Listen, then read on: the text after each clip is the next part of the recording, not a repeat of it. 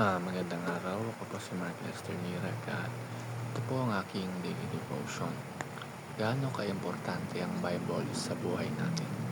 Na tinalakay po ni Pastor Russell Ocampo sa 365 Daily Devotion. Ang Bible verse ngayong araw ay galing sa Deuteronomy chapter 8 verse 3. Ang sabi po ay, "And he humbled thee and suffered thee to hunger and fed thee with manna, which thou knewest not, neither did thy fathers know, that he might make thee know that man doth not live by bread only, but by every word that proceedeth out of the mouth of the Lord, that man live." Ah, sa verse na ito, makikita natin kung gaano kaimportante ang salita ng Diyos sa ating pang-araw-araw na pamumuhay. Sinabi sa verse na ito na hindi lang ang tinapay ang bumubuhay sa tao, kundi bawat salitang nanggagaling sa bibig ng Panginoon. Ibig sabihin, kasing halaga ng pagkain ng kanyang mga salita. Spiritual nourishment, sabi nga nila. Sa mundo na puno ng ingay, distractions at instant gratification, madali tayong mawala ng focus. Pero sa pamamagitan ng Bible, nare-remind tayo kung sino ang Diyos, ano ang kanyang layunin, at paano tayo dapat mamuhay. Kaya ito ang first teaching ngayong araw. The Bible is the clearest revelation of God. Pwede nating makita ang kapangyarihan ng Diyos sa kalikasan, sa mga bituin, bundok at dagat.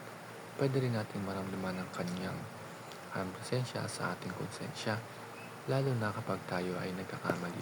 Pero hindi sapat ang creation at konsensya para makilala natin siya ng lubos. Hindi natin malaman ang kabuuan ng kanyang plano kung wala ang Bible.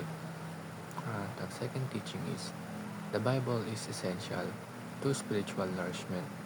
Just like how our body needs for food, just like how our body needs food daily para tayo ay maging malakas, ganoon din ang ating spiritual.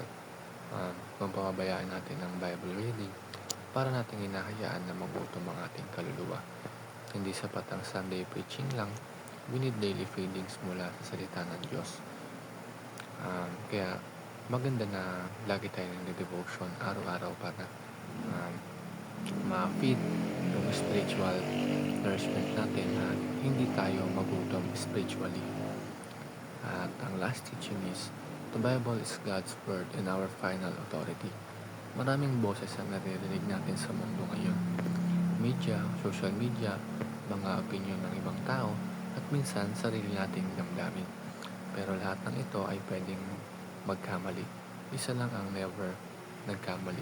At ito ang Word of God. Kung may decisions tayong kailangan gawin, kung nalilito tayo sa tama at mali, ang Bible ang dapat nating final authority. Hindi culture, hindi trends, at lalo na hindi yung feelings natin. Kaya nga, sinasabi sa 2 Timothy chapter 3 verse 16 na all scriptures given by inspiration of God and is profitable for doctrine, for reproof, for correction, for instruction in righteousness. Kaya kung gusto mong mamuhay ng tama, gamitin mong compass ang Bible. Hindi lang ito binabasa bilang isang reference book. Ito ang blueprint ng buhay natin or manual ng buhay natin. Yun lamang po.